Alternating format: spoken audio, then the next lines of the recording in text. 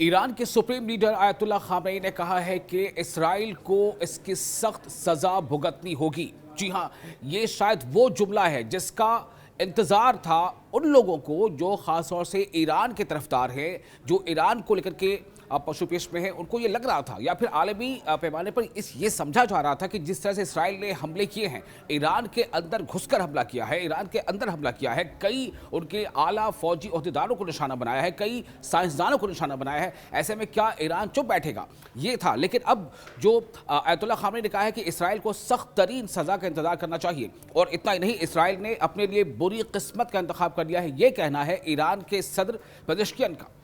ایران کے صدر ہیں، وہ کہہ رہے ہیں کہ اسرائیل نے اپنے لیے بری قسمت کا انتخاب کر لیا ہے، یعنی کہ سیدھے طور پر ایک سخت چیتونی دی گئی ہے۔ اب جس طرح سے لال جھنڈا، جو کافی ایک علامتی جھنڈا ہے جو تہران میں پھہرایا گیا ہے، وہ بھی صاف طور سے یہ اشارے کر رہا ہے کہ ایران بدلہ لے گا۔ جو مبصرین ہیں وہ بھی یہی کہہ رہے ہیں کہ بدلے کی کارروائی تو ہوگی، لیکن سوال یہ پیدا ہوتا ہے کہ کیا واقعی ایران بدلہ لے گا اور کیا اسی شدت سے لے گا؟ ایسے کئی سوال ہیں، اور اگر یہ بدلہ لیا جاتا ہے تو پھر کیا جس طرح سے اسرائیل نے ایران کے اندر نہ صرف جو فوجی تنصیبات ہیں ان کو نشانہ بنایا، بلکہ جو نیوکلیئر جہاں پر اس کی افزائش ہوتی تھی یا اس کے جو مراکز تھے اسے بھی نشانہ بنایا ہے، تو کیا یہ حملہ جو ایران کا جو بدلے کی جو کارروائی ہو سکتی ہے، کیا یہ بھی اسی طرح سے اسرائیل کے نیوکلیئر اہداف کو نشانہ بنانے جیسا ہوگا؟ ایسے کئی سوال ہیں۔ اگر ایسا ہوتا ہے تو پھر کیا یہ پورا جو حالات بدلتے جا رہے ہیں یہ یکسر اس طرح سے بدل جائیں گے کہ پھر کیا یہ تیسری عالمی جنگ کا آغاز جو ہے کہیں نہ کہیں مانا جائے گا؟ کیا ایران اسرائیل پر بدلے کی کارروائی اس طرح سے کرے گا؟ امریکہ اس تنازع پر کیا اپنا رہا ہے رخ؟ اور مسلم ممالک کا رد عمل کیا ہے؟ ایسے کئی سوال ہیں جو اب جواب تلاش کر رہے ہیں، اور سب سے بڑھ کر یہ کہ ایران کتنی شدت سے اور کب کرے گا جوابی حملہ۔ تو پہلے آپ کو یہ بتا دیں کہ امریکہ کے جو صدر ہے ڈونلڈ ٹرمپ، ان کا یہ اسٹیٹمنٹ اس طرح سے آیا ہے کہ اب اگر ایران کی طرف سے کچھ اس طرح کی کارروائی ہوتی ہے یا بدلے کارروائی ہوتی ہے تو پھر ایک طرح سے کہہ سکتے ہیں کہ وناش کی شروعات ہوگی، جو انہوں نے اپنے باتوں میں کہا ہے۔ یعنی سیدھے طور پر یہ ہے کہ جو نیوکلیئر کو لے کر کے جو بات ہو رہی تھی، ایٹمی تنصیبات کو لے کر جو بات چیت کا راؤنڈ چل رہا تھا، اس پر ایران واپس لوٹے اور بات چیت کو آگے بڑھائے، نہ صرف اور ایسا نہ ہو کہ وہ اسرائیل کے اس حملے کا جوابی حملے کی تیاری کرے۔ یہ کہیں نہ کہیں اس طرف ایک اشارہ ہے، لیکن کیا ایسا ہی ہوگا؟ ایسے کئی سوال ہے، کیا ایسا ہوگا؟ کیا ایران اتنی آسانی سے اس حملے کو بھول جائے گا؟ اس سے پہلے آپ کو یاد ہوگا جب ایران پر حملہ ہوا تھا اسرائیل کا، تب کس طرح سے ایران نے بھی بیلسٹک میزائلوں سے حملہ کیا تھا۔ حالانکہ اس کے نقصانات کتنے تھے، کم تھے یا زیادہ تھے، وہ ایک الگ بحث کا موضوع ہے، لیکن ایران نے یہ دکھایا تھا کہ وہ حملے کی صلاحیت رکھتا ہے، اور اس نے جوابی حملہ کیا تھا۔ تو ایران کے سپریم لیڈر آیت اللہ خامنئی نے کہا ہے کہ ایران کی جوہری تنصیبات کو نشانہ بنانے اور متعدد فوجی کمانڈروں کی ہلاکت کے بعد جس طرح سے یہ حرکت کی ہے اسرائیل نے، اسرائیل کو اس کے لیے انتظار کرنا چاہیے کہ کس طرح سے اب وہ سخت ترین سزا کا مستحق ہو گیا ہے۔ یعنی وہ یہ ورلڈ کمیونٹی کو کہیں نہ کہیں یہ بتانا چاہتے ہیں کہ ہم نے اس کی شروعات نہیں کی ہے، یہ ایک جرم ہے جس کا ارتکاب اسرائیل نے کیا ہے، اور اس لیے اس کو اس کی سزا ملے گی اور برابر ملے گی، جو جس انداز پر انہوں نے یہ بات کہی ہے۔ تو آیت اللہ خامنئی نے یہ بھی کہا ہے کہ اسرائیل نے ہمارے پیارے ملک میں ایک جرم کا ارتکاب کیا، اور اس کے مسلح افواج کو اس کی سزا دی جائے گی۔ یعنی جس جرم کو، جسے ایک کرائم بتایا جا رہا ہے خامنئی کی طرف سے کہ یہ کرائم ہے، ایک جرم ہے، اور اس کی سزا دی جائے گی، اسرائیل کو اس کی سزا دی جائے گی، خامنئی نے یہ باتیں کہی ہیں۔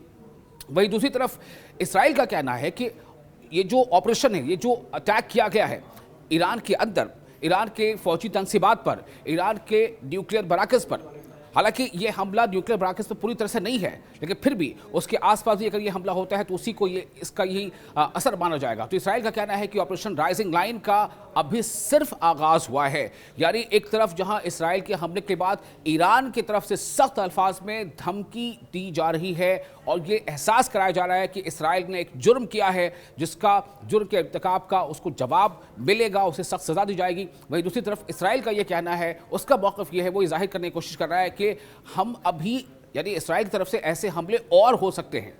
جی ہاں، یہ اسرائیل کی طرف سے باتیں سامنے آ رہی ہیں۔ اب تک کے حملوں میں نہ صرف ایران کے جوہری پروگرام بلکہ اس کے فضائی دفاعی نظام، یعنی جو ایئر ڈیفنس سسٹم ہے، اسے بھی نشانہ بنایا گیا۔ اس سے پتہ چلتا ہے کہ اسرائیل آنے والے دنوں میں مزید حملوں کی تیاری کر رہا ہے۔ یہ ایک ایسی بات ہے جس نے ایران کو اور زیادہ بے چین کر دیا کہ کیا ایران ایسے میں تھوڑا وقت لے، کیا ایران تھوڑا ٹھہر کر جوابی حملہ کرے، یا ایران جوابی حملہ نہ کرے، یا اگر کرے تو کتنی شدت سے کرے۔ اب سوال یہ پیدا ہوتا ہے کہ ان حملوں کے پیچھے کیا صرف اور صرف ایک طرف اسرائیل اور ایک طرف ایران ہے، یا ان کے ساتھ کئی ممالک بھی کھڑے ہیں؟ ویسے تو جو مسلم ممالک ہیں، کئی جو کھاڑی کے دیش ہیں، انہوں نے اس حملے کو غلط بتایا ہے، اس کی ایک طرح سے نندا بھی کی ہے، لیکن کوئی کھل کر اب آگے کیا موقف اختیار کرے گا؟ کیا یہ تمام ملک یہ چاہتے ہیں کہ یہ تناؤ ختم ہو؟ چونکہ بیانات اسی طرح کے آ رہے ہیں کہ یہ تناؤ ختم ہونا چاہیے۔ اسرائیل کا کہنا ہے کہ اس کارروائی میں 200 طیارے شامل تھے، لیکن کچھ رپورٹس ایک ایسے خفیہ عنصر کی طرف اشارہ کرتی ہیں جو یوکرین کی روسی ایئر بیس پر حالیہ ڈرون حملے سے ملتا جلتا ہے، یعنی کہ کہیں نہ کہیں یہ صرف ایسا نہیں ہے کہ ایئر اسٹرائک طیاروں کی مدد سے کیا گیا ہے، بلکہ ایسی رپورٹس بھی آ رہی ہیں، حالانکہ یہ مصدقہ رپورٹ نہیں ہے، رپورٹس اس طرح سے آ رہی کہ کچھ ہتھیاروں کو اسمگل کیا گیا ایران میں اسرائیل کی طرف سے، اور اسمگل کیے جانے کے بعد پھر اس میں ڈرون جیسا حملہ کیا گیا جیسا حال کے دنوں میں ہم نے دیکھا تھا جو یوکرین نے روس پر حملہ کیا تھا۔ تو اب یہ حالات ہیں، ایسے میں جو انٹیلیجنس ہے، چاہے وہ موساد ہو یا پھر دوسری ایجنسیز ہے اسرائیل کی، یا پھر جو ایران کی اپنی ایجنسیز ہے جو خفیہ ایجنسی ہیں، ان سب کی سرگرمیاں بڑھ گئی ہیں۔ سیکورٹی ذرائع اسرائیل کی خفیہ ایجنسی موساد کا حوالہ دیتے ہوئے بتاتے ہیں کہ اسرائیلی حملے سے قبل دھماکہ خیز ڈرون ایران اسمگل کیے گئے تھے۔ اس بات کی چرچا بھی ہو رہی ہے۔ اب سب سے بڑا سوال یہ ہے کہ ایران نے جو دھمکی دی ہے، یعنی ایران جو یہ کہہ رہا ہے کہ اسرائیل نے جرم کیا ہے، جرم کا ارتکاب کیا ہے اسرائیل نے، اور اسے اس کی سزا ملے گی۔ جو ایرانی صدر ہے وہ یہ کہتے ہیں کہ اسرائیل نے اپنے لیے بری قسمت کا انتخاب کر لیا ہے، یعنی کہ اسرائیل نے ایسا کر کے اپنے لیے اچھا نہیں کیا، اور اس میں ایک بہت بڑی دھمکی ہے کہ اسرائیل کے لیے یہ بہت ہی برا ہوگا، وہ سوچ بھی نہیں سکتے کہ کتنا برا ہو سکتا ہے۔ یہ انہوں نے ان الفاظ کا استعمال کیا ہے۔ خیال کیا جاتا ہے کہ جو اسرائیل نے جو ڈرونز کو زمین سے زمین پر مار کرنے والے میزائل لانچرز پر حملے کرنے کے لیے استعمال کیا جاتا ہے، جو اسرائیل نے ایران کے اندر کیا ہے، اس حملے سے کہیں نہ کہیں ایران بھونچکا سا رہ گیا ہے کہ آخر اسرائیل نے اتنی کامیابی سے یہ حملے کیسے کر لیے، وہ بھی ایران کے اندر، جو ایران کی جانب سے بڑے پیمانے پر جوابی کارروائی کی صورت میں اسرائیل کے لیے خطرہ بن سکتے ہیں۔ اب یہاں سے شروع ہوتی ہے بات آگے کہ آخر ایران کون سی حکمت عملی اپنائے گا۔ جب یہ کہتے ہیں آیت اللہ خامنئی کہ سخت سزا دی جائے گی، تو کس انداز کی ہوگی، کتنی شدت کی ہوگی، کس طریقہ کار کا استعمال کیا جائے گا؟ ایران نے ابھی تک جو ڈرون لانچ کیے ہیں وہ زیادہ تر علامتی رکھتے ہیں، یعنی کہ جو ڈرون ایران کی طرف سے لانچ کیے بھی گئے ہیں، حالانکہ اس کو یہ کہا جا رہا ہے کہ کہیں نہ کہیں یہ بدلے کا آغاز ہے، اسے مان سکتے ہیں، لیکن یہ ابھی باتیں سامنے آ رہی ہے کہ وہ علامتی ہیں۔ یہ تہران کے اسرائیل پر گزشتہ برس اکتوبر میں کیے گئے بڑے بیلسٹک میزائل حملے سے بہت کم رد عمل کے ہیں، جس کا ذکر ابھی ہم نے کچھ دیر پہلے کیا تھا کہ جب ایران نے بیلسٹک میزائل سے حملہ کیا تھا۔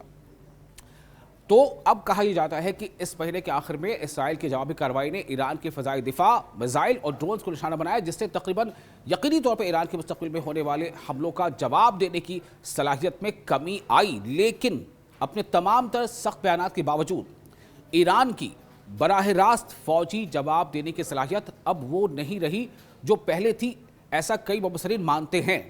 لیکن ایران کے جو لیڈر ہیں، چاہے وہ آیت اللہ خامنئی ہو، چاہے پزشکین ہو، وہاں کے صدر، ان کی باتوں سے ایسا بالکل نہیں جھلکتا۔ وہ یہ کہتے ہیں کہ اسرائیل نے جو کیا ہے، جو حملے کیے ہیں، وہ جس جرم کا ارتکاب اسرائیل نے کیا ہے، اس کی سزا ملے گی اور بہت ملے گی۔ اس میں آپ کو یہ بتا دیں کہ اسرائیل کی جانب سے ایران پر حملے کا وقت انتہائی حیران کن ہے۔ ایک طرف جہاں امریکی اور ایرانی حکام کے درمیان ملاقات ہونے والی ہے، اور جس میں ایران کے جوہری پروگرام سے متعلق بحران کا صفاتی حل تلاش کرنے کی کوشش کی جائے گی، کئی راؤنڈ کی بات چیت ہو بھی چکی ہے۔ اسی بیچ اسرائیل طرف سے حملے ہو جاتے ہیں۔ اسرائیل کا جواز یہ ہے، جیسا نیتنیاہو نے کہا ہے، کہ جب تک اسرائیل کے لیے ممکنہ خطرہ بنا رہتا ہے ایران، جب تک کہ ہم اس خطرے کو ختم نہیں کر دیتے، مٹا نہیں دیتے، تب ہمارے حملے جاری رہیں گے۔ ایک طرف یہ کہنا ہے، وہی دوسری طرف امریکہ اور ایران کی بیچ بات چیت ہو رہی ہے، تو ایران کی طرف سے ایسی اطلاعات بھی ہوئی ہیں کہ وہ ان مذاکرات میں حصہ اب نہیں لے گا، جو اس سے پہلے کئی راؤنڈ بات چیت ہو چکی ہے۔ اب ایران کا موقف سامنے آ رہا ہے، ایسی رپورٹس آ رہی ہیں کہ اسرائیل نے جو حملے کیے ہیں اس کے بعد اب ایران ایسی کسی بات چیت کا حصہ نہیں بنے گا۔ اسرائیلی فوج کی طرف سے کیا گیا جو ایرانی جوابی کارروائی شروع ہو چکی ہے، اور اسرائیل کی جانب سے 100 سے زیادہ ڈرون بھیجے گئے ہیں، تو اس سے یہ تشویش ہے کہ ایران کی طرف سے یہ کسی بڑے رد عمل کا حصہ ہو سکتا ہے۔ ड्रोन्स के बाद मिसाइल भी दागे जा सकते हैं, यानी कि जो ईरान की तरफ से खबर है, जो हमने आपको पहले बताया कि हालांकि ये बहुत ही कम शिद्दत का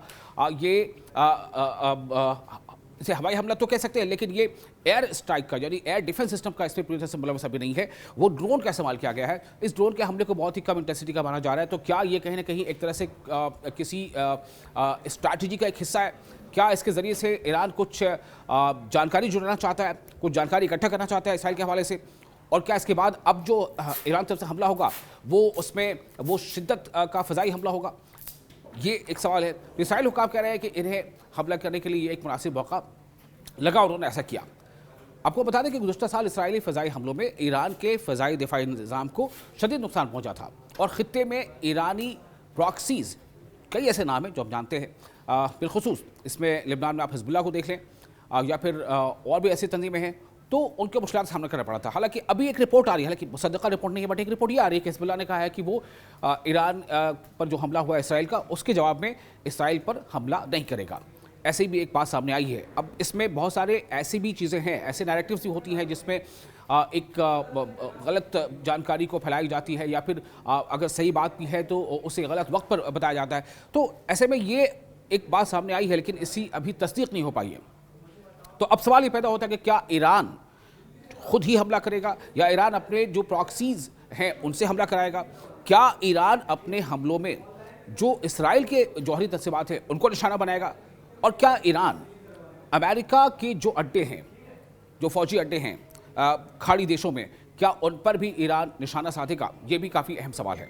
हालांकि अमेरिका ने कहीं ना कहीं इस चीज़ को भांप लिया था पहले, और इसीलिए अमेरिका से ये बयान आया था कि इसराइल ने जो हमला किया उसमें अमेरिका किसी तरह से शामिल नहीं है। लेकिन एक बार यह भी आया कि उसकी जानकारी पहले से थी, लेकिन वो उस हमले में शामिल नहीं था। ये हमला इसराइल का किया धरा है। तो इससे कहीं ना कहीं अमेरिका ये भी चाहता है कि ये सीधा जो है ये पैगाम ना जाए कि इसमें अमेरिका कहीं किसी तरह से शामिल है। लेकिन अगर अमेरिका शामिल नहीं है तो फिर ईरान अगर जौहरी मामले को लेकर जो बैठकें हो रही हैं, जो मुलाकातें हो रही हैं, वो अगली मुलाकात जो इतवार को होनी है उसमें ईरान अगर शामिल नहीं होता है तो कहीं ना कहीं ये साफ पैगाम होगा कि ईरान ने अमेरिका को भी इसमें शराकतदार माना है।